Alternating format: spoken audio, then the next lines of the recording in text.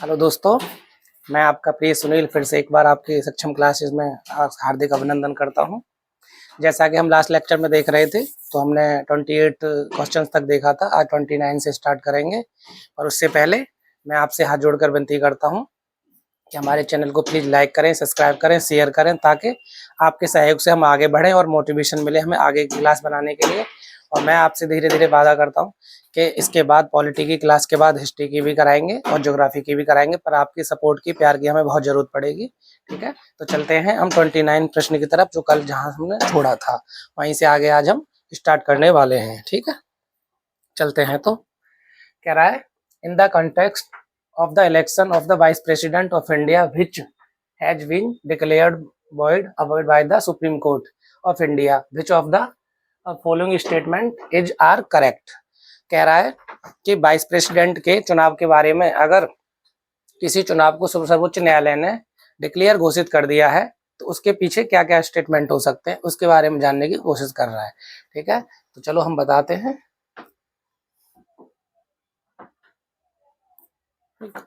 कह रहा है, भारत के उपराष्ट्रपति के चुनाव के संदर्भ में भारत के सर्वोच्च न्यायालय द्वारा शून्य घोषित किया गया है। निम्नलिखित में से कौन सा कथन सही है, जानने की कोशिश करना है। ठीक है, तो कह रहा है, ऐसी घोषणा से पहले उपराष्ट्रपति के रूप में उसके द्वारा किए गए कार्य वैध माने जाते हैं। फिर कह रहा है, ऐसी घोषणा के दिन उपराष्ट्रपति के रूप में उसके द्वारा किए गए कार्य वैध माने जाते हैं। और यहाँ क्या कह रहा है, वैध नहीं माने जाते। ध्यान रखना, दोनों में देखो अंतर। वहां कह रहा है कि वैध माने जाते हैं और यहाँ कह रहा है नहीं माने जाते। इस प्रश्न का जवाब जानने से पहले हम एक आर्टिकल पढ़ते हैं।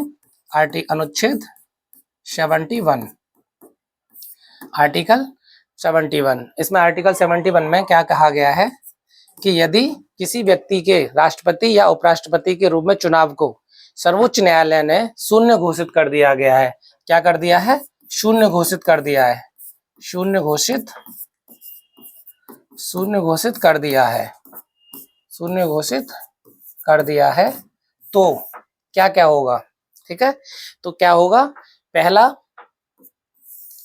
कि शून्य घोषित किए जाने से पूर्व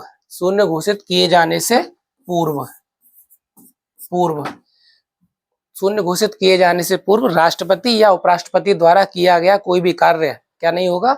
अमान्य नहीं होगा। ठीक है, और दूसरा क्या कहता है? शून्य घोषित किए जाने वाले दिन।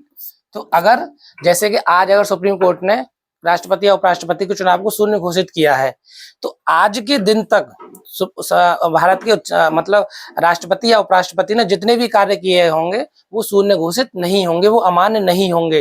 तो अर्थात जिस दिन में सुप्रीम कोर्ट ने मतलब ये शून्य घोषित किया है वो दिन भी राष्ट्रपति या उपराष्ट्रपति द्वारा किया गया कोई भी कार्य अमान्य नहीं होगा।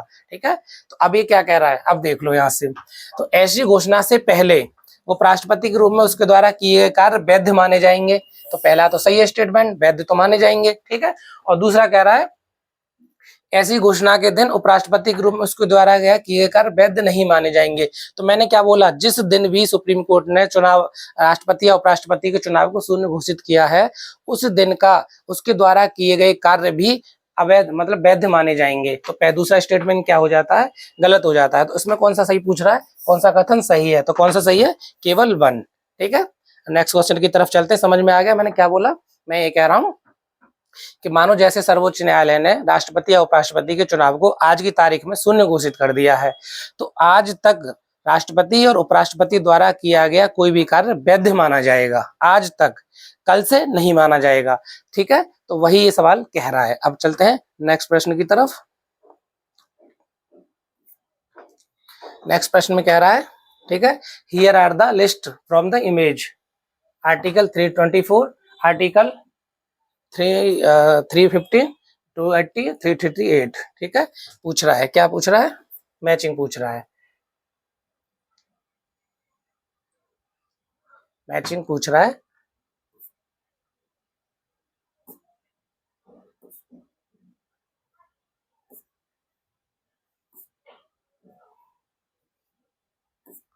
ठीक है, here are the list of the image. ठीक, कह रहा है 324 में क्या क्या है? ठीक, आर्टिकल 324 मैंने आपको बताया था एक बार, ध्यान है? तो इसमें क्या क्या आता है, अनुच्छेद 324 का मतलब क्या है, निर्वाचन आयोग, निर्वाचन आयोग, ठीक। आर्टिकल 324 निर्वाचन आयोग। आर्टिकल 315 मैंने क्या बताया था, संघ लोक सेवा आयोग, संघ लोक सेवा आयोग, संघ लोक सेवा आयोग, ठीक है। 280 वित्त आयोग, 280 में क्या है, वित्त आयोग। अब 338 में मैंने आपको बताया था क्या था, ठीक है, national commission for schedule caste, अनुसूचित जाति। अब यहीं से मिला लीजिए आपको। अब ठीक है, तो इसमें क्या आ जाएगा, NCSC, national schedule for caste. अब मिला लीजिए, अनुच्छेद 324 का मतलब क्या हो गया यहाँ से, तो ये आ जाएगा इलेक्शन कमीशन। तो ए का क्या होगा, चौथा, तो आंसर इज डी, ठीक। ए का चौथा, 315 का पब्लिक सर्विस कमीशन, तो बी का तीसरा, ठीक है। और 280 मतलब फाइनेंस कमीशन, तो सी का दूसरा, डी का पहला, ठीक। अब चलते हैं नेक्स्ट प्रश्न की तरफ, नेक्स्ट प्रश्न की तरफ चलते हैं। 31, ठीक है। Third schedule matched with the form oath on एफ्लिमेशन,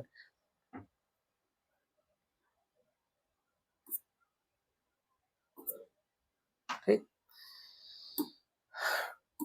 कह रहा तीसरी अनुसूची किससे संबंधित है, तो तीसरी अनुसूची थोड़ी देर पहले मैंने आपको बताया था कि मैंने एक क्लास की हुई है, और वो अनुसूची लास्ट लेक्चर में बताया था, अनुसूची और भाग की मैंने क्लास कराई है, उसे आप देखोगे तो आपको सारी बातें समझ में आ जाएगी, ठीक है। और जहां तक लगता है सही मिलान हुआ है।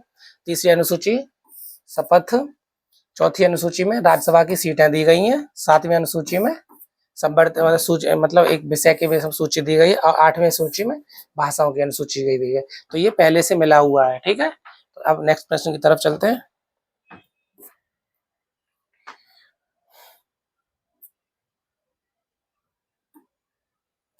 ठीक है, ये कह रहा है यहाँ इन दलों की स्थापना के वर्ष दिए गए हैं, इनको मैचिंग के लिए पूछ रहा है वो, ठीक। तो जैसे बहुजन समाज पार्टी, ये भी पहले से मैच है। ये कह रहा है 1984 में। आज समाजवादी पार्टी की स्थापना कब हुई थी, 1992 में। तेलुगु देशम पार्टी 1982 में, और अखिल भारतीय तृणमूल कांग्रेस 1998 में। ये पहले से ही स्थापित है, क्योंकि ये प्रश्न गायब है यहाँ से, ठीक। अब इसी के साथ साथ मैं आपको बता देता हूँ, जैसे कांग्रेस की स्थापना पूछ लेता है कभी कभी, तो कांग्रेस की स्थापना 1885 में हुई थी, ठीक है। ऐसे यहाँ से कभी कभी पूछ लेता बीजेपी, ठीक है, तो 1984 में बीजेपी की स्थापना हुई थी, ठीक है। अब ऐसे ही शिवसेना के देख लेते हैं। शिवसेना 1966 में, ठीक है। आम आदमी पार्टी आम आदमी पार्टी 2012 में, ठीक है। तो आम आदमी पार्टी की स्थापना कब हुई थी, तो 2012 में। आम आदमी पार्टी की स्थापना कब हुई, 2012 में। ऐसे ही एक आती है भारतीय कम्युनिस्ट पार्टी, भारतीय कम्युनिस्ट पार्टी, भारतीय कम्युनिस्ट पार्टी, भारतीय कम्युनिस्ट पार्टी की स्थापना 1925 में हुई थी, ठीक है। ऐसी फिर एक आद आती है भारतीय कम्युनिस्ट पार्टी, भारतीय कम्युनिस्ट पार्टी, भारतीय कम्युनिस्ट पार्टी एम, मार्क्सवाद, ठीक है। एक ये पार्टी आ जाती है, ठीक। तो इसकी स्थापना 1964 में, ठीक है। ऐसे आप देख लो, कांग्रेस बीजेपी जो महत्वपूर्ण है वो मैंने आपको करा दी है, और ये इसी से अगर पूछेगा नेक्स्ट टाइम तो इसी से सवाल भी आपका बन जाएगा, ठीक है। तो तेलुगु देशम बाकी यहाँ पे हैं आपकी चार ये हो गए, 5-6 मैंने करा दी है। कांग्रेस की स्थापना 1885, बीजेपी की 1984, शिवसेना 1966, आम आदमी पार्टी 2012, भारतीय कम्युनिस्ट पार्टी 1925, भारतीय कम्युनिस्ट पार्टी एम मार्क्सवादी 1964, भारत में Bahujan Samaj party BSP 1984, Samajwadi party 1992, और तेलुगु देशम टीडीपी 1982 में स्थापित थी, और अखिल भारतीय तृणमूल कांग्रेस एआईटीसी 1998 में स्थापित थी। इस तरह से आप देखोगे 4 ये हो गई, और 6 मैंने इधर करा दी, 10 पार्टी हो गई हैं। इसमें से नेक्स्ट टाइम कभी मैचिंग में आएगा तो आप इसे कर ले जाओगे, ठीक है। नेक्स्ट प्रश्न की तरफ चलते हैं। नेक्स्ट प्रश्न क्या कहता है हमारा, ईयर पूछ रहा है। Which one of the following is not, ध्यान रखना क्या पूछ रहा है, नॉट करेक्टली मैच, निम्नलिखित में से किसका सही मिलान नहीं किया गया है।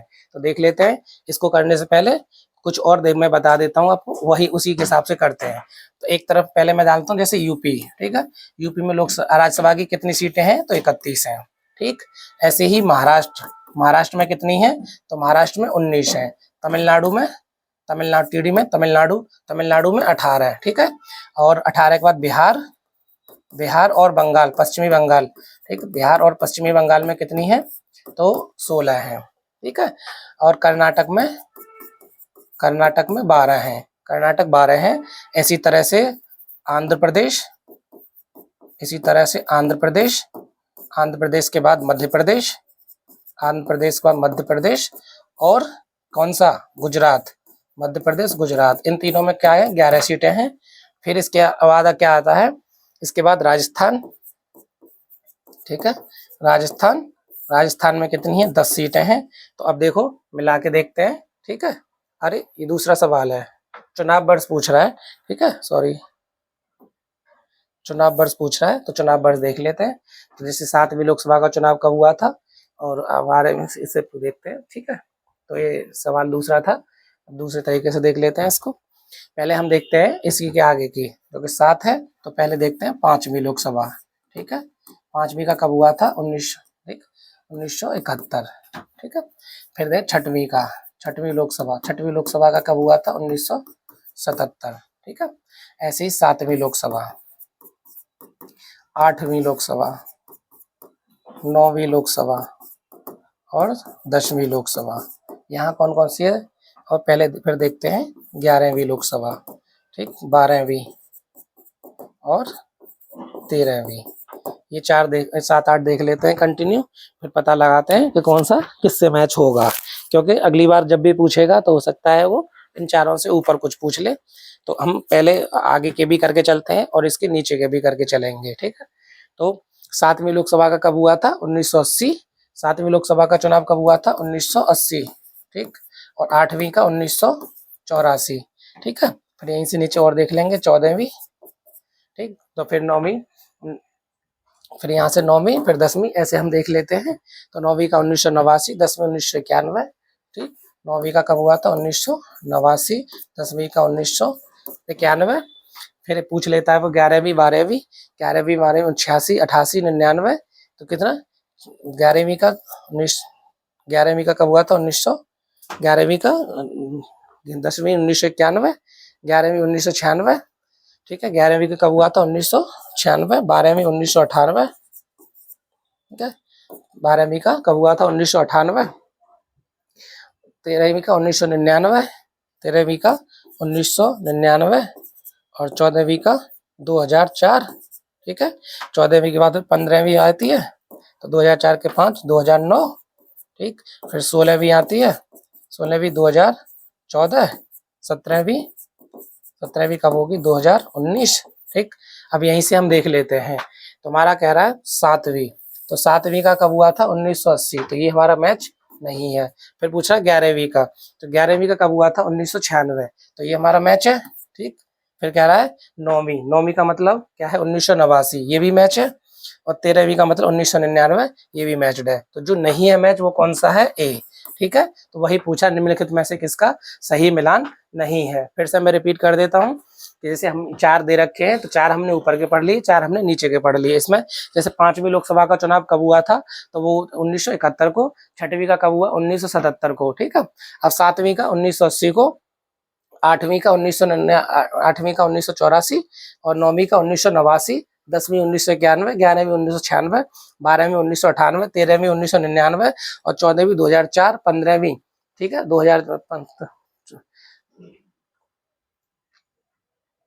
2009 और 16वीं 2014 और फिर ये 2019, ठीक है।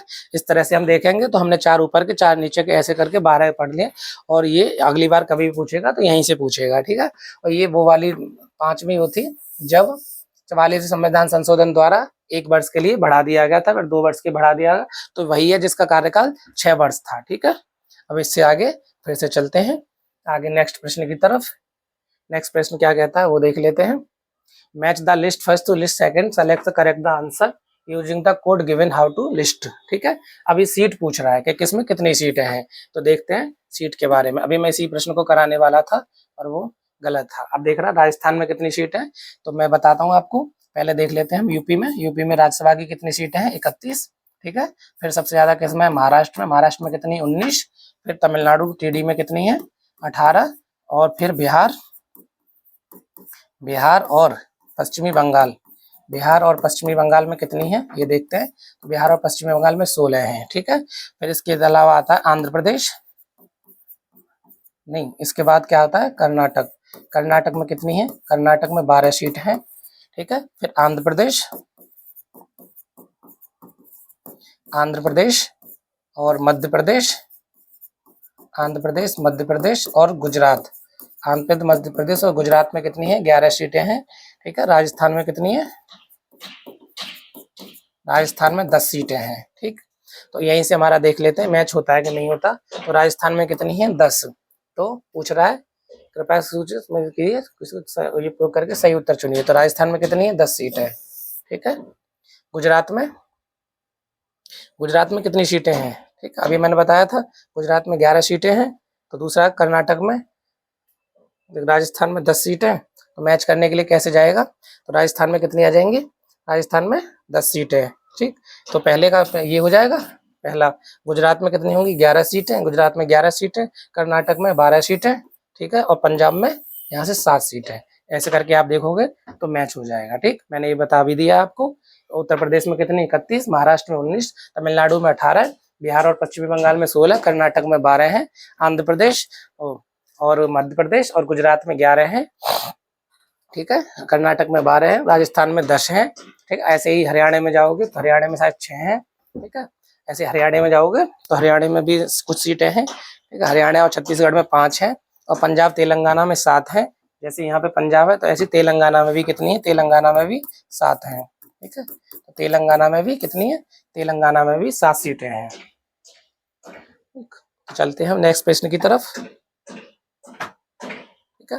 अभी देख लो फिर से, इससे मैं बता देता हूँ। तो राजस्थान में 10 सीटें, ठीक। गुजरात में 11 सीटें हैं, कर्नाटक में 12 सीटें हैं, पंजाब में 7 सीटें हैं। नेक्स्ट प्रश्न की तरफ चलते हैं। नेक्स्ट प्रश्न, arrange the consider the following, arrange these in the chronological, ठीक है। क्रम से पूछ रहा है कौन सा किस में। अब इसके लिए हम करते हैं यहीं से प्रश्न, ठीक है। तो गोलकनाथ केस कब हुआ था, इसके लिए सन की जरूरत पड़ेगी 1967 में। तीसवा नंद भारती कब हुआ था, 1973 में। 24वां संशोधन कब हुआ था, 1971 में, ठीक। और 42वां संशोधन 1976 में। अब पूछ रहा है कि इसको क्रम से लगा दीजिए। अब लगा दीजिए क्रम से, तो सबसे पहले कौन सा आएगा, तो 1 आएगा, तो 1 इसमें है, ठीक है।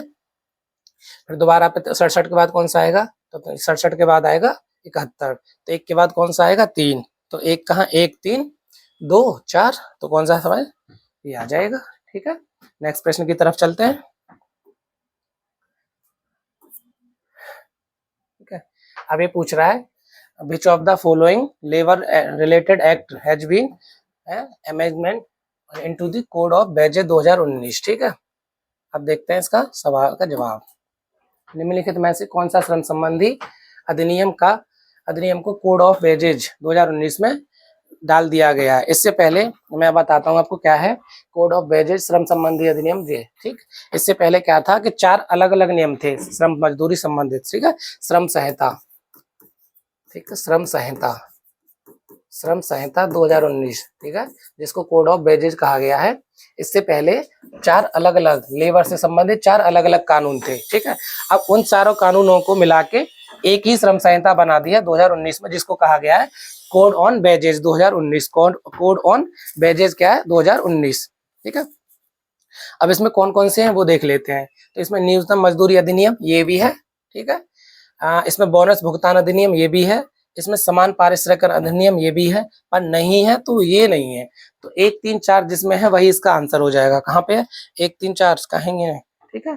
तो इसमें क्या है, बोनस भुगतान अधिनियम, ठेका श्रम अधिनियम, 1 2 4, 1 2 4 किधर है, 1 2 4 ये है, ठीक है। तो 1 2 4 ये है, ये वाला नहीं है, ठीक। तो ये वाला क्या है, नहीं है, ठीक है। तो ठीक है, इसमें 4 है। अब 4 के अलावा चौथा कौन सा है, चौथा भी देख लेते हैं। तो वो है मजदूरी भुगतान कानून, ठीक है। तो न्यूनतम मजदूरी अधिनियम 1936, न्यूनतम मजदूरी अधिनियम न्यूनतम मजदूरी कानून जो है वो 1948 का मिला दिया गया है। मजदूरी भुगतान कानून 1936 का, बोनस भुगतान कानून 1965 और समान पारिश्रमिक कानून 1976। ठीक है, ये कौन सा कानून? समान पारिश्रमिक 1976। ठीक, 1976 इसको मिला दिया गया 1976 का। ठीक है, न्यूनतम मजदूरी अधिनियम, न्यूनतम मजदूरी कानून ये कौन सा था? 1948 का। ठीक है, 1948 न्यूनतम मजदूरी कानून 1948 ये मिला दिया गया। और कौन सा? बोनस भुगतान अधिनियम, ये है 1965 का, बोनस भुगतान अधिनियम 1965। ये तो 3 हो गए। अब कौन सा एक और बचता है? वो बचता है आपका मजदूरी भुगतान कानून। ठीक है, मजदूरी भुगतान कानून वो बचता है। तो एक और कौन सा इसमें मिला गया? मजदूरी भुगतान, मजदूरी भुगतान कानून 1965 ये और इसमें मिला दिया गया। तो 4 कानून है, 4 में से जो नहीं था वो मैंने आपको बता दिया है। ठीक है, इससे सवाल नेक्स्ट प्रश्न की तरफ चलते हैं।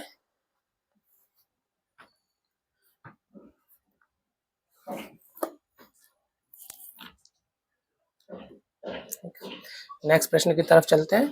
तो नेक्स्ट प्रश्न हमारा ये रहा, कह रहा नीचे दिए गए तथ्य पर विचार करें। कह रहा सुकुमार सेन भारत के पहले मुख्य चुनाव आयुक्त थे। कौन से? पहले मुख्य चुनाव आयुक्त थे। तो कर रमा देवी भारत की पहली मुख्य चुनाव आयुक्त थी। ठीक है, इससे पहले मैंने आपको बताया था इस पहले लेक्चर में सर्वोच्च न्यायालय के बारे में बहुत कुछ बता दिया है, निर्वाचन आयोग के बारे में बहुत कुछ बता दिया है। तो उसके जो पहले मुख्य चुनाव आयुक्त थे वो कौन थे? सुकुमार सेन थे। और दूसरी जो पहली महिला थी वो कौन थी? तो वो रमा देवी थी, रमा देवी। ठीक है, रमा देवी। ठीक, और इसी से देखते हैं तो सुकुमार सेन पहले मुख्य चुनाव आयुक्त थे, ये सही है। रमा देवी पहली मुख्य चुनाव आयुक्त थी, ये भी सही है। तो कौन से? 1 और 2 दोनों सही है। ठीक है, 1 और 2 दोनों सही है इसमें। ठीक है, अब इसी की वजह से हम देख लेते हैं। तो ये अभी तक वर्तमान तक एकमात्र महिला है जिन्होंने निर्वाचन आयोग की मतलब पहली महिला है जो मुख्य निर्वाचन आयोग की मुख्य चुनाव आयुक्त नियुक्त की गई हैं। और ये कर्नाटक की राज्यपाल भी रह चुकी हैं, कर्नाटक राज्य की राज्यपाल भी रही हैं। कभी पूछ लेता है तो आपको बता देते हैं। जैसे फातिमा बीवी के बारे में पूछा था, तो ये रमा देवी क्या कर्नाटक राज्य की राज्यपाल भी रह चुकी हैं। और ये एकमात्र महिला है जो मुख्य चुनाव आयुक्त के पद पर अभी तक पहुंची है भारत की। ठीक है, नेक्स्ट क्वेश्चन कर दें। Consider the following statement the construct attorney general of India. कह रहा है भारत के महान्यायवादी के बारे में कौन सा कथन इनमें से सब देखना है, कौन सा सही है बताना है। ठीक है, यूजिंग द करेक्ट। अब इसके बारे में देखते हैं कौन सा है। राष्ट्रपति ऐसे व्यक्ति को नियुक्त करेंगे जो सर्वोच्च न्यायालय के न्यायाधीश के रूप में नियुक्त होने के लिए पात्र होंगे, और महाधिवक्ता को वह वेतन मिलेगा जो संसद द्वारा निर्धारित किया जाएगा।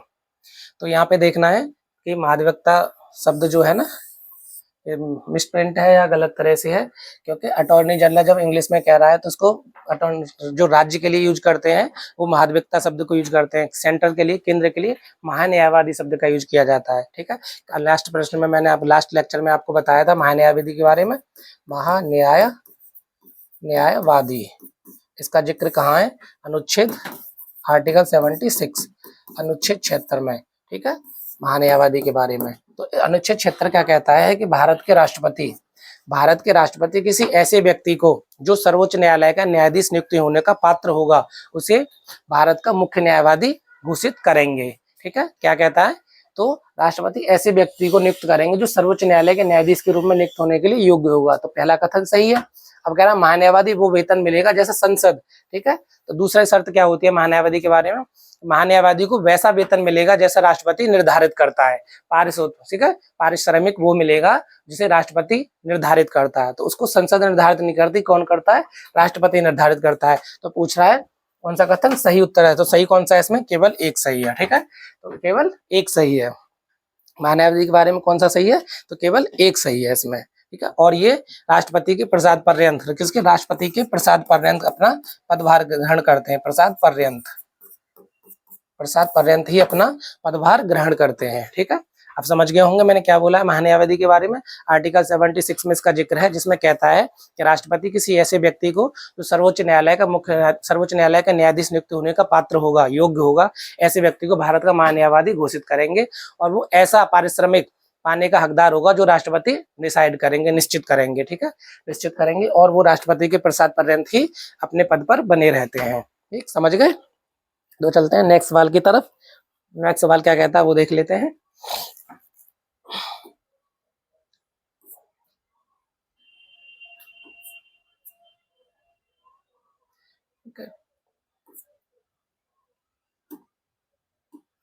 कह रहा है कि लॉकडाउन के दौरान भारत सरकार द्वारा प्रयोग किए गए साधारण शक्तियों का कानून कहाँ से प्राप्त हुआ था, ये पूछ रहा है आपसे। ठीक है,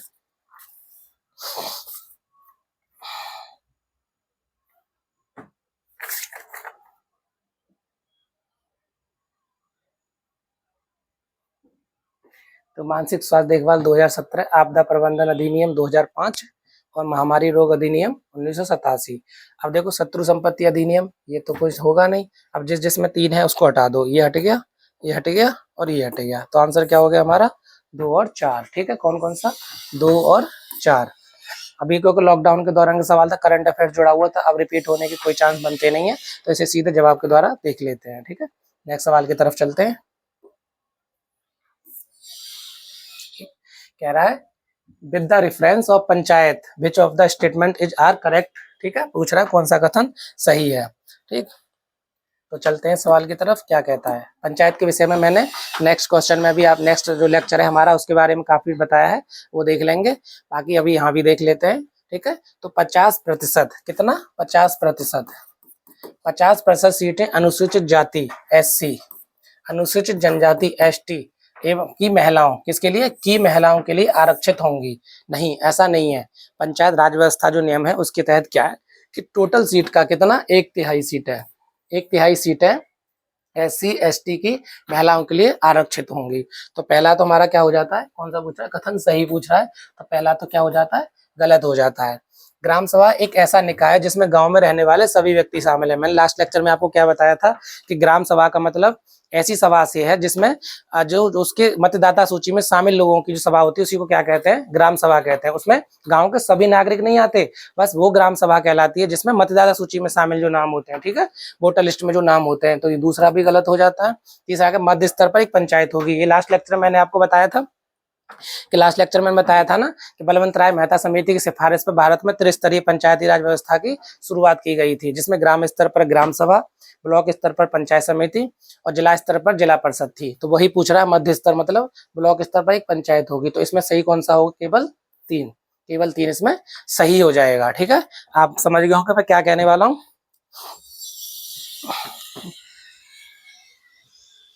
ठीक है, और मैंने आपको ये भी बताया था कि पंचायती राज व्यवस्था को अपनाने वाला पहला राज्य कौन था, तो राजस्थान था।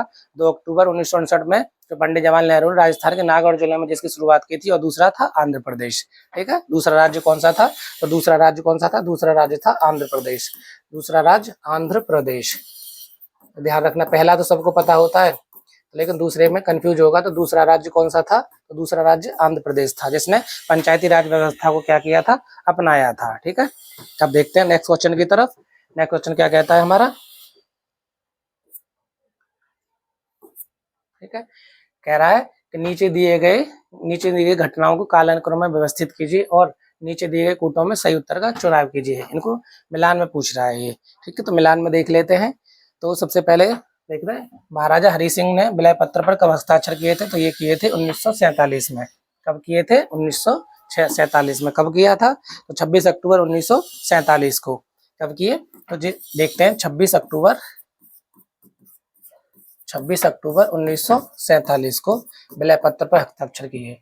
कह रहा भारत का संविधान कब लागू हुआ, तो भारत का संविधान कब लागू हुआ, तो 26 जनवरी 1950 को क्या हुआ था, भारत का संविधान लागू हुआ था। ठीक है, अब आगे देखोगे तो ये क्या कह रहा है कि जम्मू कश्मीर को स्वायत्त संविधान द्वारा भारत में कब विलय की पुष्टि हुई थी, तो ये हुई थी 15 जनवरी 1954 को। ठीक है, 15 जनवरी 1954 को क्या हुआ था, तो इसमें पुष्टि हुई थी। और फिर कह रहा है जम्मू कश्मीर राज्य का नया संविधान कब लागू हुआ था, तो ये लागू हुआ था 26 फरवरी 1957 को। ठीक है, 26 जनवरी, ये है 15 फरवरी। ठीक है, और ये है 26 जनवरी। 26 जनवरी, ठीक है।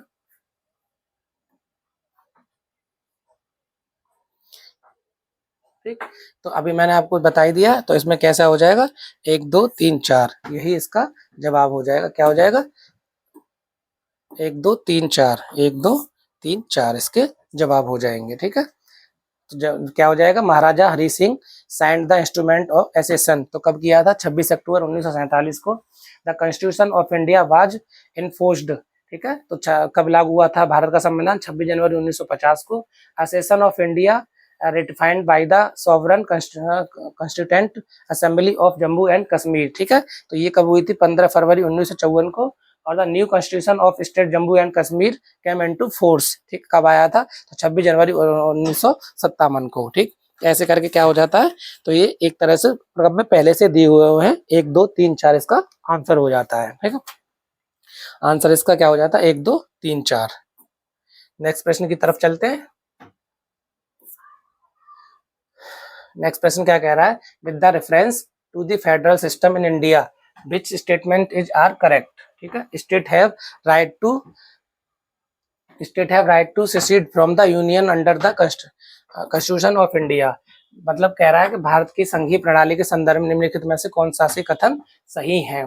तो भारत के संविधान के तहत राज्यों को संघ से अलग होने का अधिकार नहीं है, तो बात तो सही है ये बिल्कुल, ठीक है, तो अधिकार तो नहीं है। तो ये मैंने आपको पहले भी बताया, एक लेक्चर में पढ़ा हुआ है, ठीक है।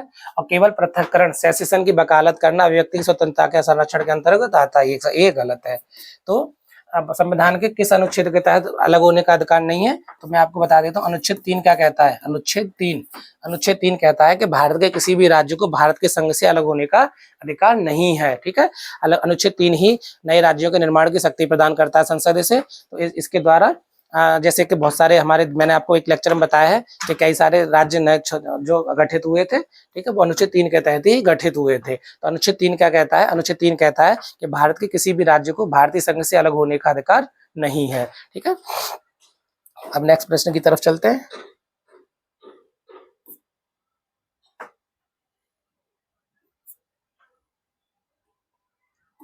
कह रहा प्रधानमंत्री कार्यालय पीएमओ के संदर्भ में निम्नलिखित में कौन सा कथन सही है या है, पीएमओ के संदर्भ में निम्नलिखित में से कौन सा कथन सही है या सही है। तो ये 1977 में अस्तित्व में आया, पहला तो ये कह रहा है, और इसका नेतृत्व कैबिनेट सचिव करता है। अब देख लेते हैं पीएमओ के बारे में, ठीक, पीएमओ प्रधानमंत्री ऑफिस, प्रधानमंत्री कार्यालय, ठीक है। तो 1947 से 1977 तक ये एक नाम से जाना जाता था, जिसे कहते थे प्रधानमंत्री सचिवालय,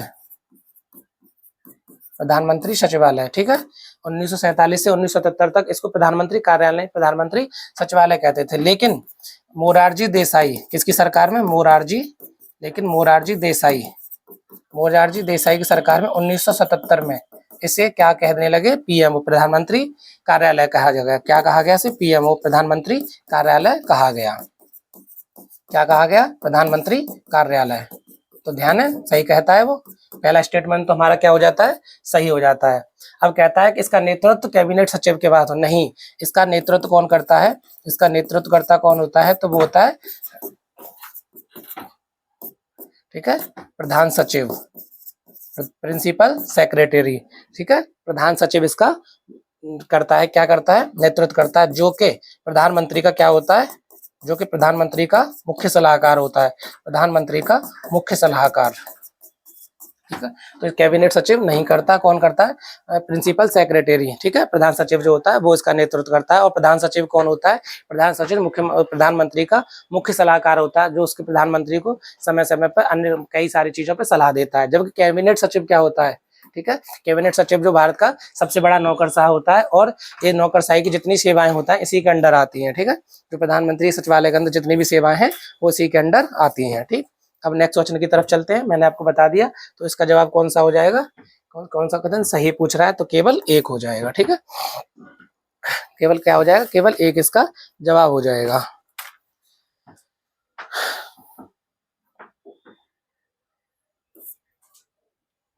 अब कह रहा है, how many types of justice, liberty, equality and fraternity in the order have been mentioned in the preamble of the constitution of India. तो भारत संविधान की प्रस्तावना में उस क्रम में कितने प्रकार की न्याय, तो मैंने आपको बताया था, ठीक है, क्या बताया था मैंने आपको, प्रस्तावना जब पाठ पढ़ा चैप्टर कराया था, तो भारत में 3 प्रकार की प्रस्तावनाओं के अंदर 3 प्रकार के न्याय हैं, 5 प्रकार की क्या है, स्वतंत्रता है, 2 प्रकार की समानता है और बंधुत्व 1 है।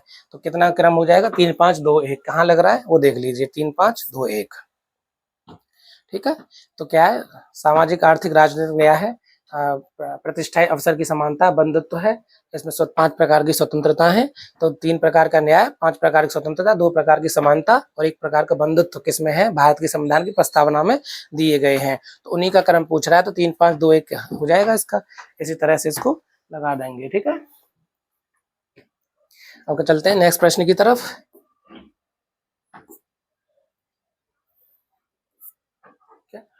सूची 1 को सूची से मिलान करवा रहा है, क्या कह रहा है वही देख लेते हैं। न्यायिक समीक्षा की शक्ति में कमी, ठीक, तो कह रहा है एक मैचिंग करना है ये, ठीक, संपत्ति के अधिकार को मौलिक अधिकार के रूप में समापन करना, तो ये किसके तहत किया गया था, ये किया गया था 44वें संविधान संशोधन 1978 द्वारा। मैंने आपको बताया था लास्ट लेक्चर में, आप देखोगे ध्यान से तो समझ में आ जाएगा आपको, ठीक है। तो ये क्या हुआ, 44वें संविधान संशोधन 1978 द्वारा। फिर कह रहा है मतदान की आयु को 21 से 18 वर्ष तक कर देना, यह 61वें संविधान संशोधन, ठीक। कह रहा प्रस्तावना में धर्मनिरपेक्ष शब्द जोड़ना, तो किया गया था 42वें संविधान संशोधन 1976 द्वारा। अब क्या है, न्यायिक समीक्षा की शक्ति में कमी, तो ये किसके द्वारा किया गया था, 38वें संविधान संशोधन द्वारा, ठीक। मैंने आपको ये बताया था लास्ट लेक्चर में कि अनुच्छेद 19 के तहत जो एक मूल अधिकार था संपत्ति रखना, उसको मूल अधिकार की श्रेणी से हटाकर 44वें संविधान संशोधन 1978 द्वारा अनुच्छेद 300 के तहत क्या बना दिया गया था, कानूनी अधिकार बना दिया गया था। फिर एक कहता है प्रस्तावना में धर्मनिरपेक्ष, समाजवादी और अखंडता शब्द जोड़े गए थे 42वें संविधान संशोधन 1976 के द्वारा। सुप्रीम कोर्ट से उसकी न्यायिक समीक्षा में शक्ति में कमी किसके द्वारा की गई थी, तो 38वें संविधान संशोधन द्वारा। और मौलिक अधिकार, इसके ऐसी मतदान की आयु जो 21 वर्ष से घटाकर 18 वर्ष किस कर दी गई थी, किसके द्वारा कर दी गई थी, तो 61वें संविधान संशोधन द्वारा, ठीक है, 61वें संविधान संशोधन। अब देख लो, मैच करके देख लेते हैं इसका। तो न्यायिक समीक्षा की समूह, तो पहले का कौन सा हो जाएगा, तीसरा, ठीक, तो 1 का 3, तो यही हमारा आंसर हो जाता है, ठीक है। 46 का क्या हो जाता है, 46 का सी। ऐसे ही संपत्ति के अधिकार को बी का कौन सा हो जाएगा, चौथा, तो बी का चौथा ये हो रहा है। मतदान क्या सी का पहला, तो ऐसे करके हमारा आंसर कौन सा हो जाता है, इसमें सी जवाब हो जाता है, ठीक है। अब कह रहा है which of the following characteristics are the common between the political system India and America, ठीक है, इंडिया एंड अमेरिका। क्या भारत और अमेरिका की राजनीतिक प्रणालियों निम्नलिखित में से कौन सी एक समानता है जो दोनों देशों में है, वही वो पूछ रहा है, ठीक है। तो अब देख लेते हैं। तो आवश्यक शक्तियां केंद्र में निहित हैं, बात सही है, पर ये आवश्यक शक्तियां भारत में क्या होता है, केंद्र में निहित होती हैं। आवश्यक शक्तियां राज्यों में निहित होती हैं, बात सही है, पर ये यूएसए में, अमेरिका में होती है। तो ये दोनों तो मैचिंग नहीं होती, ठीक है, दोनों की अलग अलग समानता है। राष्ट्रपति के पास पॉकेट वीटो की शक्ति है, ये है दोनों देशों के पास। उच्च सदन में कुछ मनोनीत सदस्य होते हैं, ये नहीं है, क्योंकि उच्च सदन का मतलब भारत में क्या है, राज्यसभा। तो भारत में तो उच्च सदन में कुछ सदस्य मनोनीत होते हैं, पर अमेरिका में नहीं होते, अमेरिका में सारे सदस्य चुनकर आते हैं। तो केवल एक जो है वो है केवल 3। इसके अलावा अमेरिकी संविधान और भारत के संविधान में कुछ और समानता है, जैसे कि दोनों में स्वतंत्र न्यायपालिका है, दोनों में मूल अधिकार की अवधारणा निहित है, ठीक है, ऐसे करके बहुत, और दोनों में लिखित संविधान है, दोनों में शक्ति पृथक्करण का सिद्धांत अपनाया गया है, सर्वोच्च स्वतंत्र न्यायपालिक, दोनों देश गणतंत्र हैं। गणतंत्र का मतलब है दोनों के जो राष्ट्रपति हैं वो चुनकर आते हैं, ठीक है, राज्य प्रमुख जो हैं वो चुनकर आते हैं, देश के प्रमुख चुनकर आते हैं, ठीक है।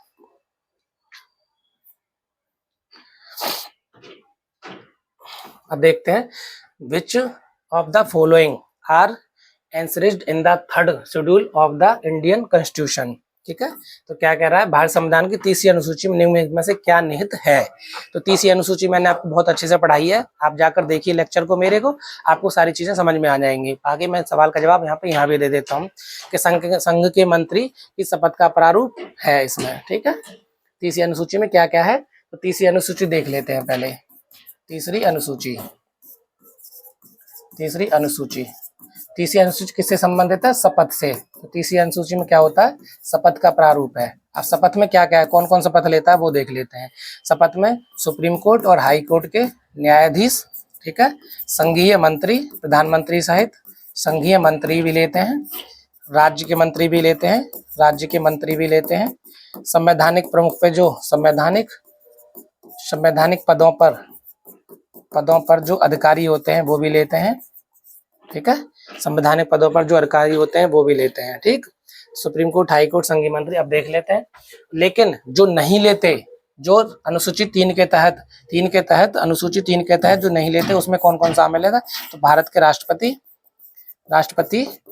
ठीक है, उपराष्ट्रपति और राज्यपाल, ठीक है। भारत के राष्ट्रपति, उपराष्ट्रपति और राज्यपाल जो हैं वो अनुच्छेद अपने अपने अलग, उनके लिए शपथ का प्रावधान उनके अनुच्छेद में किया गया है, जो कि अनुच्छेद 30 में नहीं लेते। तो इसमें क्या है? आर्टिकल 60, आर्टिकल 69 और आर्टिकल 159, ठीक है।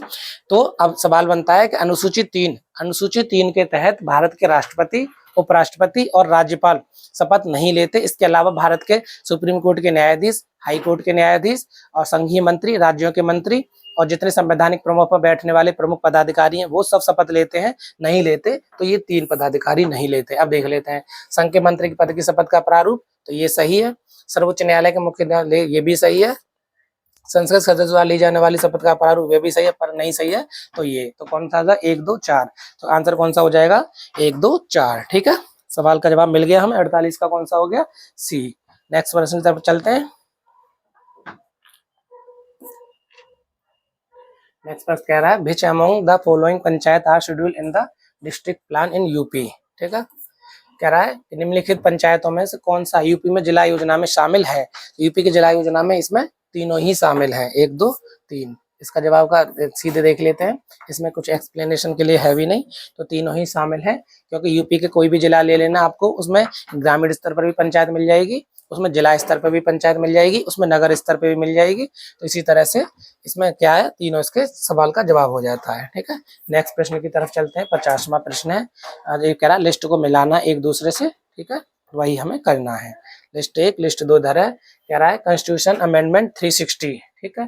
फाइनेंस कमीशन 312, फाइनेंस इमरजेंसी 280, ठीक, और ऑल इंडिया सर्विस। मैचिंग के लिए पूछ रहा है आर्टिकल, तो मैं इसमें ऊपर नीचे है, मैं आपको बता देता हूँ। कॉन्स्टिट्यूशन अमेंडमेंट किसके द्वारा होता है? तो कॉन्स्टिट्यूशन अमेंडमेंट, मैंने लास्ट में आपको एक लेक्चर, आप मेरे लेक्चर देखिए, मैंने सारी चीजें इसमें रिपीट हुई हैं। तो ये आ जाता है आर्टिकल 368, ठीक है। संविधान संशोधन, फाइनेंस कमीशन, वित्त आयोग, ये कौन सा आर्टिकल से आता है? आर्टिकल 280। अब फाइनेंस इमरजेंसी, ये आता है अनुच्छेद 360, ठीक है। ऑल इंडिया सर्विस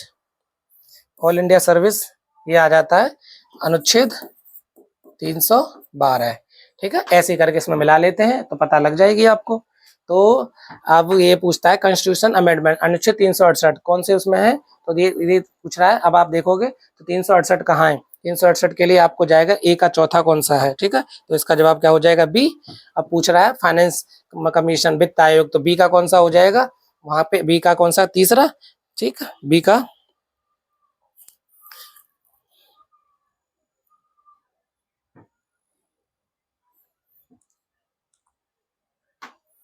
ठीक है। कॉन्स्टिट्यूशन अमेंडमेंट 368, तो ए का कौन सा जोड़ेगा? ए का 368 का ए का चौथा,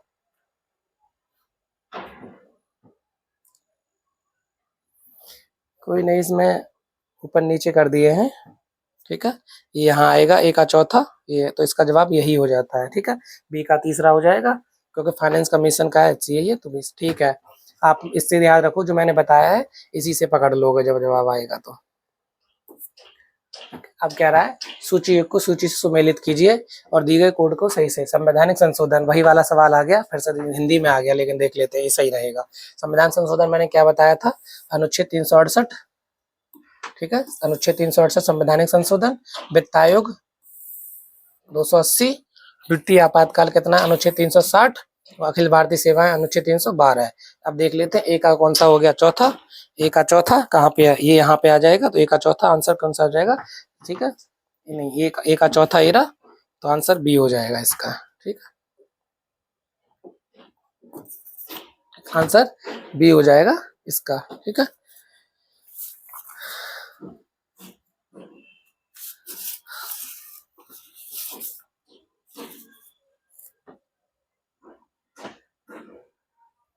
देखते हैं संविधान संशोधन ए का कौन सा चौथा, तो ए का चौथा, वित्त आयोग बी का कौन सा होगा 3, तो बी का तीसरा। ठीक है, वित्तीय आपातकाल सी का पहला, अखिल भारतीय डी का दूसरा, तो आंसर हमारा यहीं पे है। ठीक है, नेक्स्ट प्रश्न की तरफ चलते हैं। आपको प्रश्न मिल जाए 51। ठीक है, अनुच्छेद 51।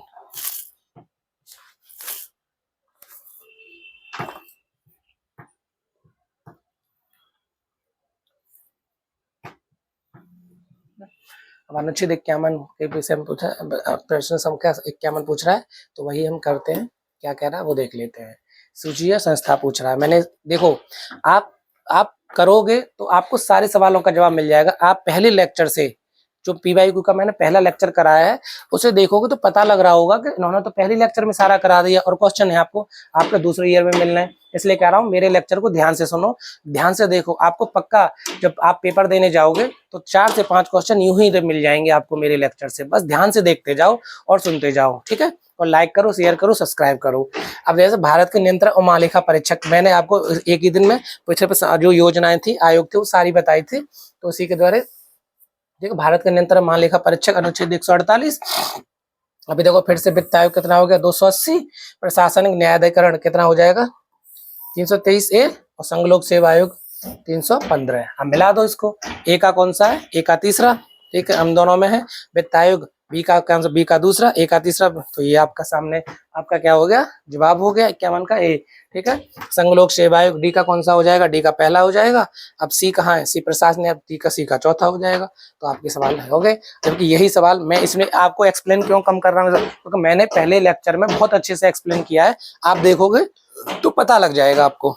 पहले लेक्चर को देखोगे, दूसरा लेक्चर अपने आप होने लगेगा। आधे से ज्यादा आपके लिए सवाल वहीं से उठ के आए हुए हैं। कह रहा है which of the following are correct about the Rajya Sabha. Rajya Sabha के बारे में कौन सा कथन सही है, तो वही हम देख लेते हैं। राज्यसभा के बारे में कौन सा कथन सही है। कह रहा है ये विघटन के अधीन नहीं है, इसका कार्यकाल 5 वर्ष का होता है, इसके 1/3 सदस्य हर 2 साल बाद सेवानिवृत्त हो जाते हैं, और इसके सदस्यों की आयु 25 वर्ष से कम नहीं होनी चाहिए। ठीक है, ये सवाल का जवाब मांग रहा है हमसे। पहले हम राज्यसभा के बारे में जान लेते हैं। पहले हम पढ़ते हैं संसद देखते हैं। ठीक है, संसद का जिक्र कहाँ पे, अनुच्छेद 79 में। कह रहा है अनुच्छेद 79 में क्या होती है, राज्यसभा, ठीक है, लोकसभा, राज्यसभा, लोकसभा और राष्ट्रपति। ठीक है, आर्टिकल अनुच्छेद 80 में राज्यसभा का जिक्र है। क्या अनुच्छेद 81 में, और राष्ट्रपति अनुच्छेद 52। ठीक है, अनुच्छेद 50। इन तीनों से मिलकर क्या होती है, भारत की संसद बनती है। अब संसद में किसके बारे में जानना है हमें, तो संसद में जानना है हमें राज्यसभा के बारे में। तो राज्यसभा क्या कहती है, देखो पहले तो राज्यसभा भारत का स्थायी सदन है, ये विघटन नहीं होता। पहला तो ये देख लो, तो विघटन के अधीन नहीं है, पहला सही हो जाता है। अब इसके सदस्यों का कार्यकाल 5 वर्ष नहीं होता, इसके सदस्यों का कार्यकाल 6 वर्ष का होता है। ठीक है, तो दूसरा एक गलत हो गया। तीसरा कह रहा है, अब मैंने क्या बोला, स्थायी सदन है। स्थायी सदन का मतलब समझते हो, इस कभी विघटित नहीं होगा। तो आप कहोगे सर फिर इसके सदस्य कैसे 6 वर्ष के हैं, तो इसके 1/3 सदस्य जो होते हैं, टोटल सदस्यों का 1/3 हर 2 वर्ष बाद सेवानिवृत्त होते हैं। तो क्या कह रहा है, इसके 1/3 सदस्य हर 2 साल बाद सेवानिवृत्त हो जाते हैं, ये सही है। अब कह रहा है इसके सदस्यों की आयु 25 वर्ष से कम नहीं होनी चाहिए, तो ये गलत है। इसके सदस्यों की आयु 30 वर्ष से कम नहीं होनी चाहिए। ठीक है, इसके सदस्यों की आयु 30 वर्ष से कम नहीं होनी चाहिए। तो आप अब इसी यहीं से देख लीजिए, जिसमें 2 और 4 है वो सब गलत है, ये भी गलत, ये भी गलत, ये भी गलत। तो आंसर क्या हो जाएगा हमारा 1 और 3। 1 और 3 क्या हो जाएगा, 1 और 3 सही हो जाएगा। ठीक है, और कभी कभी पूछता है इसका जो पदेन अध्यक्ष होता है, पदेन अध्यक्ष राज्यसभा का पदेन अध्यक्ष कौन होता है, पदेन अध्यक्ष राज्यसभा का पदेन अध्यक्ष उपराष्ट्रपति होता है। ठीक है, राज्यसभा का पदेन अध्यक्ष कौन होता है, तो भारत का उपराष्ट्रपति होता है जो राज्यसभा का पदेन अध्यक्ष होता है। ठीक है, अब चलते हैं हम नेक्स्ट प्रश्न की तरफ। अब पूछ लेता है कभी कभी, तो इसमें 250 सदस्य क्या होते हैं, इसमें अधिकतम सदस्यों की संख्या कितनी है, अधिकतम सदस्यों की संख्या 250 है। 250, ठीक है। अधिकतम सदस्यों की संख्या 250, जिसमें 238 राज्यों से और 12 केंद्र शासित प्रदेशों से चुने जाते हैं, ठीक है। 12 मनोनीत होते हैं, सॉरी केंद्र शासित प्रदेशों से नहीं, 12 क्या होते हैं, मनोनीत होते हैं। कभी कभी पूछ लेता है कितने सदस्य मनोनीत होते हैं, तो 12 सदस्य राज्यसभा में मनोनीत होते हैं। चलते हैं नेक्स्ट प्रश्न की तरफ, ठीक है। भारत में संसद में शामिल है, देखो फिर से वही आ गया, अभी मैंने कराया था कि संसद में कौन कौन से 3 अंग शामिल होते हैं, वो देख लेते हैं। तो संसद के बारे में किसमें जिक्र है, ठीक है, भारतीय संसद, संसद के बारे में अनुच्छेद 79, ठीक है। अनुच्छेद 79 में संसद के कौन से 3 अंग बताए गए हैं, कौन से, राज्यसभा, राज्यसभा,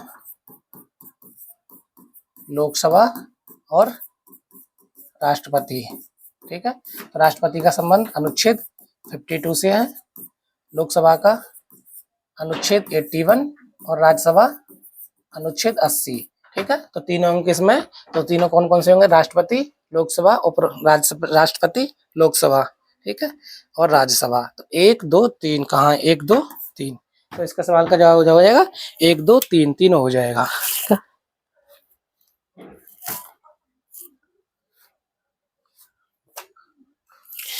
अब इसके नेक्स्ट प्रश्न की तरफ चलते हैं। नेक्स्ट प्रश्न क्या कहता है वो देखते हैं, ठीक है। तो कह रहा who among the following for the member of drafting committee of constitution, N Gopalaswami, Jawaharlal Nehru, Alladi Krishna स्वामी अय्यर और सरदार पटेल, ठीक है। अब इसके बारे में देखते हैं, निम्नलिखित में से कौन सा संविधान की प्रारूप समिति का, किसका, प्रारूप समिति का, संविधान की प्रारूप समिति का पूछ रहा है, कौन सा सदस्य था, ठीक है, प्रारूप समिति। तो इधर मैं देखता हूँ, आपको बताता हूँ, प्रारूप समिति, प्रारूप समिति, इसका गठन कब हुआ था, तो इसका गठन हुआ था 29 अगस्त 1947 को। और ये कैसी सदस्य थी, ये 7 सदस्यीय समिति थी, 7 सदस्यीय समिति थी, जिसके अध्यक्ष कौन थे, जिसके अध्यक्ष थे, अध्यक्ष कौन थे, भीमराव अंबेडकर, भीमराव अंबेडकर, ठीक है। इसके अध्यक्ष कौन थे, अध्यक्ष थे इसके भीमराव अंबेडकर। इसके सदस्यों में 7 सदस्य थे, कौन कौन से थे, एन गोपाल स्वामी अय्यर, तो कौन को, एन गोपाल स्वामी अय्यर ये सदस्य थे, अल्लादी कृष्ण स्वामी ये भी इसके सदस्य थे। इन दोनों के अलावा जो सदस्य था एक, ठीक है, वो थे के एम मुंशी, ठीक है, कौन सदस्य थे, तो के एम मुंशी भी इसके सदस्य थे, डॉक्टर अंबेडकर भी इसके सदस्य थे, लेकिन अध्यक्ष थे सैयद मोहम्मद सादुल्ला भी थे, ठीक है, एन माधव राव भी थे और टीटी कृष्णचारी अय्यर भी थे। ये 7 सदस्य थे। इसमें एन माधव राव की जगह पे इनकी मृत्यु हो गई थी, तो इनकी जगह पे बीएल मित्र आ गए थे और टीटी कृष्णचारी की जगह पे डीपी खेतान आए थे, ध्यान रखना। कौन सी, तो प्रारूप समिति का गठन कब हुआ था, तो 29 अगस्त 1947 का, और गठन का विचार कहां से लिया गया था, आयरलैंड के संविधान से लिया गया था। और इसमें 7 सदस्य थे, जिसमें इसके अध्यक्ष कौन थे, भीमराव अंबेडकर थे। सदस्यों में आप जाओगे तो अल्लादी कृष्ण स्वामी अय्यर भी थे और एन गोपाल स्वामी थे, के एम मुंशी भी थे, मोहम्मद सादुल्ला भी थे, बी के राव भी थे, ठीक है, और एन माधव राव भी थे, एन माधव राव भी थे।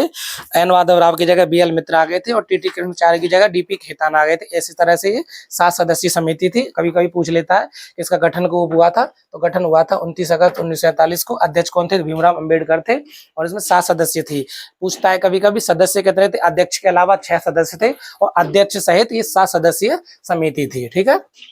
तो एन गोपाल स्वामी और जवाहरलाल नेहरू। अब देख लेते हैं 1 और 3 कहाँ पे है, 1 और 3 आंसर इसका क्या हो जाएगा, आंसर हो जाएगा सी, ठीक है, आंसर क्या हो जाएगा, सी।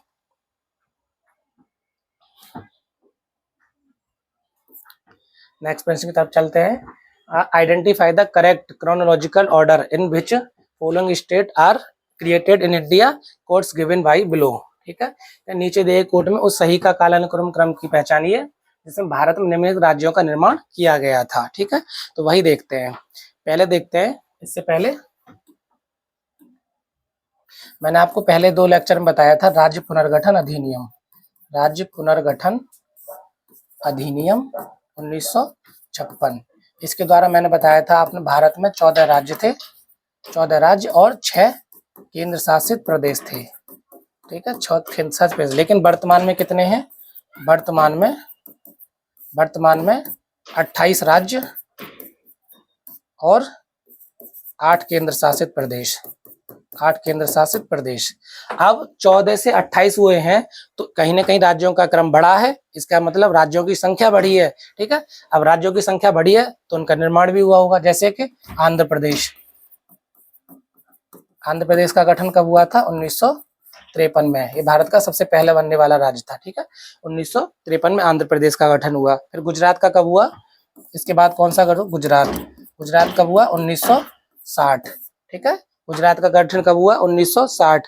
फिर हुआ नागालैंड। नागालैंड का कब हुआ था? नागालैंड 1963। ठीक है, हरियाणा 1966। हिमाचल प्रदेश 1971। कब हुआ था हिमाचल प्रदेश का? 1971 को। फिर मेघालय, मणिपुर, त्रिपुरा, इन तीनों का कब हुआ था? 1972 में। मिजोरम, अरुणाचल प्रदेश, ठीक है, मिजोरम पर इनका हुआ था 1987 में। गोवा का भी कब हुआ था? 1987 में। फिर वो तेलंगाना का 2014 में। अब 2000 दशक में 3 राज्य बने थे। 2000 के दशक में कौन से 3 राज्य बने थे? कौन कौन से? एक बना था छत्तीसगढ़, दूसरा बना था उत्तराखंड यूके, और तीसरा बना था झारखंड। ये 3 राज्य ऐसे थे जो 2000 में सन 2000 में अलग हुए थे। ठीक है,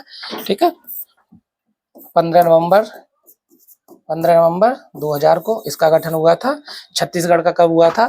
तो छत्तीसगढ़ का हुआ था 1 नवंबर 2000 को। 1 नवंबर 2000 को छत्तीसगढ़ का गठन हुआ था। 1 नवंबर 2000 को छत्तीसगढ़ का, और 9 नवंबर 2000 को उत्तराखंड का गठन हुआ था। ठीक है, ऐसे करके आप देखोगे तो आंध्र प्रदेश का कब हुआ? 1953 में। हिमाचल प्रदेश का कब हुआ? 1971 में। हरियाणा का 1966 में। और सिक्किम भी यहाँ था 1975 के आसपास सिक्किम का गठन हुआ था। ठीक है, तो इसी तरह से आप देखोगे तो इसका जवाब आपको मिल जाएगा। ठीक है, क्या मिल जाएगा? तो आंध्र प्रदेश 1953, आंध्र प्रदेश का गठन कब हुआ? 1953। फिर एक के बाद 1 3 2 4 1 3 2 4, तो आंसर क्या मिल गया आपको? बी। आंसर कौन सा मिल गया आपको? बी आंसर इसका हो जाता है। ठीक है, बी आंसर इसका हो जाता है। अब नेक्स्ट प्रश्न की तरफ चलते हैं। तो नेक्स्ट प्रश्न क्या कहता है वही देख लेते हैं।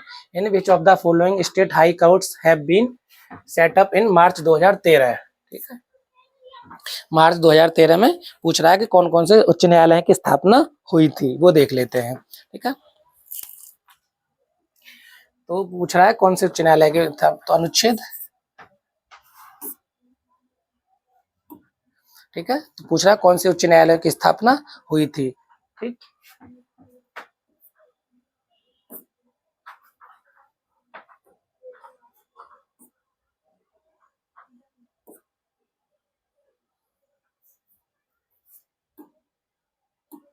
क्या निम्नलिखित में किस राज्य मार्च 2013 में, कब? मार्च 2013 में उच्च न्यायालय की स्थापना। तो पहले एक आर्टिकल पढ़ो आप।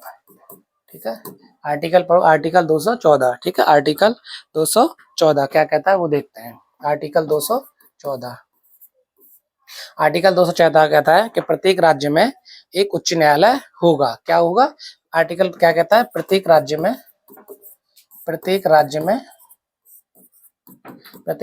एक उच्च न्यायालय होगा, एक उच्च न्यायालय होगा। ठीक है, पर अनुच्छेद, इसके आगे अनुच्छेद 31 कहता है, क्या कहता है कि 2 या 2 से अधिक राज्य मिलकर संयुक्त रूप से भी एक उच्च न्यायालय का गठन कर सकते हैं। ठीक है, क्या कहता है? 2 या 2 से अधिक राज्य मिलकर भी एक उच्च न्यायालय का गठन कर सकते हैं। इस आधार पर वर्तमान में भारत में 25 उच्च न्यायालय हैं। 25 क्या है? हाई कोर्ट्स हैं। इसका मतलब आप सोचोगे कि भारत में 28 राज्य और 8 केंद्र शासित प्रदेश हैं, इसका मतलब 36 होने चाहिए थे। तो इसीलिए अनुच्छेद 231 क्या कहता है कि 2 या 2 से अधिक राज्य मिलकर भी एक संयुक्त उच्च न्यायालय का स्थापना कर सकेंगे। तो यही 25 मिलकर 36 का आपस में एक दूसरे के कार्यभार संभालते हैं। तो 25 उच्च न्यायालय हैं भारत में इस समय। ठीक है, अब कह रहा है कि 2013 में, अब इसमें रिसेंटली जो बने हैं, रिसेंटली 2019 में बने हैं और 2013 में बने हैं रिसेंटली। वही पूछ रहा है कि रिसेंटली 2013 में कौन कौन से बने हैं। तो 2013 में देखो मेघालय, मणिपुर और त्रिपुरा में बना है। 2013 में कौन कौन से बने हैं? तो 2013 में मेघालय,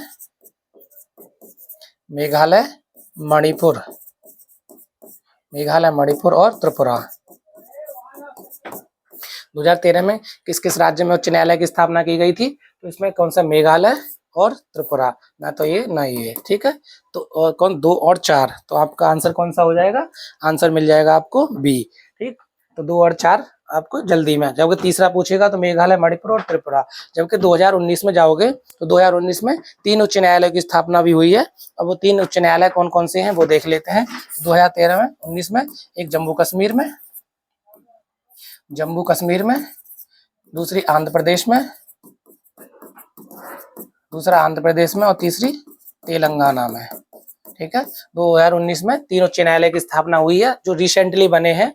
तो 2019 में कौन से हैं, तो तेलंगाना, आंध्र प्रदेश और जम्मू कश्मीर है, जबकि 2013 मेघालय, मणिपुर और त्रिपुरा में ये 3 उच्च न्यायालय की स्थापना हुई है। इसके अलावा अगर आप देखोगे तो चौथा उच्च न्यायालय कौन सा था, ठीक है। तो चौथा उच्च न्यायालय, अब ऐसे देखोगे तो अगर इसके इतिहास में जाओगे तो 1861 में भारतीय उच्च न्यायालय अधिनियम, कौन सा, 1861। अब इसके बारे में और देख लेते हैं, आपका आंसर तो मिल गया। 1861 में भारतीय उच्च न्यायालय अधिनियम के तहत 1862 में भारतीय उच्च न्यायालय अधिनियम 1861 का भारतीय उच्च न्यायालय अधिनियम के तहत 1862 में तीन उच्च न्यायालयों की स्थापना हुई थी, जिसमें मुंबई, ठीक है, कोलकाता और मद्रास, ठीक है। इन तीनों के लिए क्या हुआ था, एक अलग से उच्च न्यायालय बनाया गया था। कौन कौन सा, 1862 में कलकत्ता, बॉम्बे और मद्रास के लिए, ठीक है।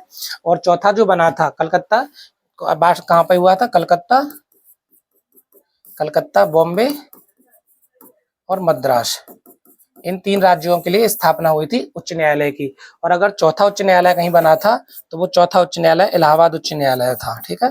पूछ लेता है कभी कभी, इलाहाबाद उच्च न्यायालय, ठीक है। चौथा उच्च न्यायालय भारत में कौन सा था, तो इलाहाबाद उच्च न्यायालय, जिसने 17 मार्च 1866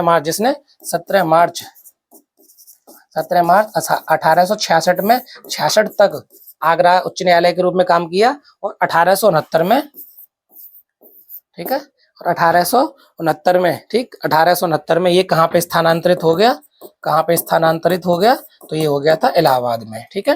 तो आगरा उच्च न्यायालय 17 मार्च 1866 में स्थापना हुई, और 1869 में इलाहाबाद में स्थानांतरित हो गया था, ठीक है। इसके आगे हम नेक्स्ट क्लास में देखेंगे। और आपका बहुत बहुत धन्यवाद। मैं चाहता हूं कि आप मेरे चैनल को लाइक करें, सब्सक्राइब करें, शेयर करें, और मुझे ऐसे ही हिम्मत दें, मोटिवेट दें, ताकि मैं आगे आपके लिए और भी बहुत सारे वीडियो लेकर आऊं। और मैं आपसे वादा करता हूं, आप मेरे लेक्चर्स को देखते रहिए, इससे में कई सवाल आपको डायरेक्ट में मिल जाएंगे और इनडायरेक्ट में मिल जाएंगे, और आपको बहुत सारा लाभ मिलेगा मेरे लेक्चर से। बस यही आपसे एक रिक्वेस्ट है, लाइक करें, शेयर करें, सब्सक्राइब करें, और धन्यवाद।